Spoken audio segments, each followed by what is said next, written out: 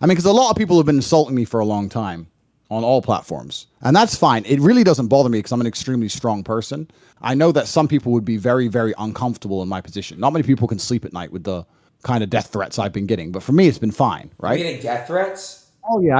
And this is the thing that's crazy, right? So I would get 10 to 20,000 death threats a day What? via Instagram. Via And Instagram. and they would take no action, even if I reported them. However, they've now decided I'm the danger. And even the people who were supporting That's me, I was crazy. crazy. Yeah.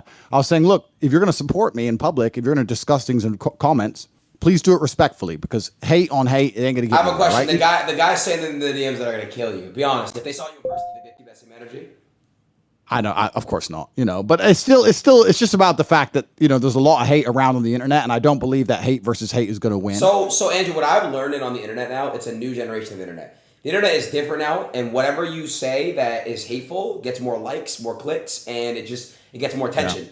Because listen, you probably get thousands of comments that are showing love and praisal, right? But the ones that stick out the most are the hate ones. The ones that are like, he's really saying that shit. So that's why Yeah. they do it. They do it because they want the clicks, they want the attention, they want the likes. That's really why they do it. Yeah, and it's really interesting about how it's going to shape the world, right? Because, like I said, with great power comes great responsibility. Now I have millions and millions of people who are my fans, and I was literally teaching them and telling them on Instagram 3 days ago, if you want to defend me, then stick up for me in a respectful way, even if they're insulting me or threatening my life. Do it in a respectful way, because just arguing back and forth in a bitter, immature, hate on hate way isn't going to work. Show that if you're a fan of Andrew Tate, you're a respectful person. And I was trying to teach respect to all these millions of young men. And now, who knows where they're going to go, right? And you're right. It's kind of crazy where the internet has all these black holes of pure degeneracy or hatred, because that's what gets the most views. And It it's does. a shame. It gets the most. It does. It does. Now I want to ask you a question. Let me move on to the next thing. Andrew, I've been seeing Reddit posts, Twitter posts about you and about teachers basically saying like, Andrew Tate, I'm a ninth grade teacher, and my male students are basically telling girls to get in the kitchen, and you know what I mean? It doesn't matter what you do in school, it doesn't matter how good you do in school, you need to get in the kitchen, and you'll never amount to what a man could do. And they're blaming you for that. And I just want to know what are your thoughts on seeing posts like that, and like what is that? What do you have to say about that? I know that's not the case. I mean, a lot of the things that have been taken up and chopped up and thrown online are things from a very long time ago, when I didn't have a fraction of the influence I have now. I'm not apologizing for them. I'm not even saying that, that they were intrinsically wrong. I'm saying that when you produce as much content as I have, like 6 years of posting, and for the longest period of time, no one was watching it, you can go back in anyone's history of 6 years of posting, find 3 minutes and cut it up and chop it up and throw it on TikTok on repeat and make that person look bad. Anyone can do that, I right? agree with that. You could definitely make people look bad by clips and edits and highlight. I know what you're talking about. Yes. Yeah. So that could happen to anybody. And then if a hate mob gets behind it and tries to purport that that's your only worldview, if people don't think critically and they don't sit there and look and analyze for themselves and sit there and go, okay, well, clearly a lot of this cannot be true, because this man is a free man. He has no criminal charges. He's never gone to jail. He travels around the world freely in and out of, Western countries. He has nothing against him. Obviously, these things aren't true, but some people don't think beyond the headline. They see the headline and they believe the headline instantly. Right. What's actually a bit inconvenient about the Instagram ban, the only thing that's inconvenient is, I'm going to send you a picture, Adin, is that I launched an initiative to donate money to a charity aimed at protecting women against domestic violence. Have you seen this? Look, let me send it to you. Put the picture up. I've just sent it to you. So what was happening is, I understood that some people who only viewed the headlines and didn't listen to me, because I've made countless videos of talking about how women need to be protected, how women need to be respected, how important are the women in my life, how much I respect my mother. I've done loads of things positive about women, but people who don't want to look into it and actually understand the real me, they would only view the headline and assume I was a bad person, right? So I decided, okay, well, let's counter that narrative, because with great power comes great responsibility. So I put this post up. I don't know if you can put it on the screen. It's on there. It's on the stream. I had it actually up in the beginning. There it is. Yeah.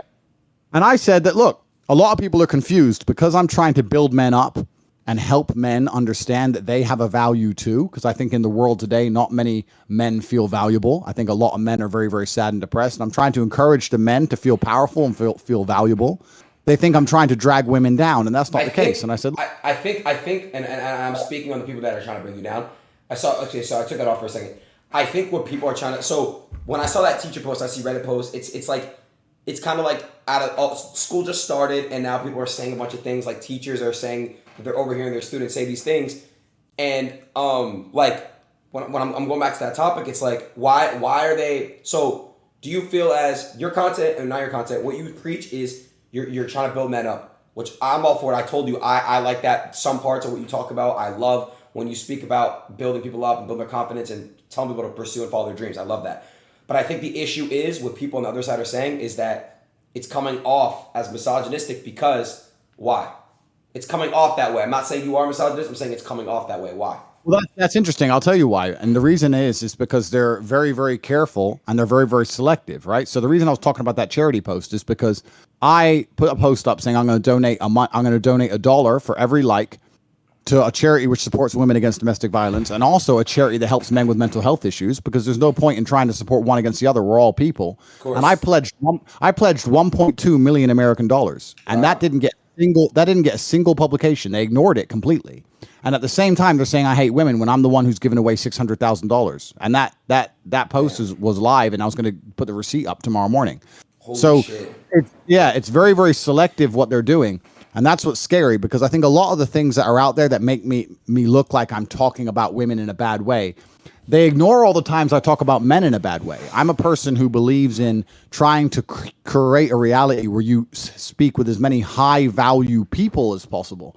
That means high value men and high value women. I say to people all the time, if you're a man and your friends just play video games or smoke weed or they're committing crime or hanging on the block, you shouldn't hang around with those men, because those men are a bad influence on you. And they'll ignore that. But if I say, if your girlfriend is going to be disloyal or disrespectful or not support you in your goals, then they'll sit and say that I'm talking bad things about women. But I talk bad things about men as well all the time.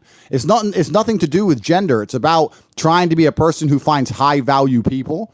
And what they've done is they've gone through the past, found all the little clips across 6 years of content, a total of 3 or 4 minutes, trying to make it look like I'm out there to hate on women, when I'm the one who's donating money to women. I'm the one trying to donate money to charity, trying to prove that I understand that my influence has an effect and that I need to be very, very careful with it. But it's a truly false narrative. And like I said, I'm a religious man. I believe in God, and I know God will show the truth, and the redemption arc will be glorious, and everyone will soon understand. But truthfully, I am the person who sticks by what he says. I stand by what I say, and if I disagree with something, I'll disagree with something. And I've said a lot of comments which are like tongue-in-cheek or joking or locker room talk, and I understand how that can be taken out of context. But all in all, the idea that I hate women is truly so far from the truth.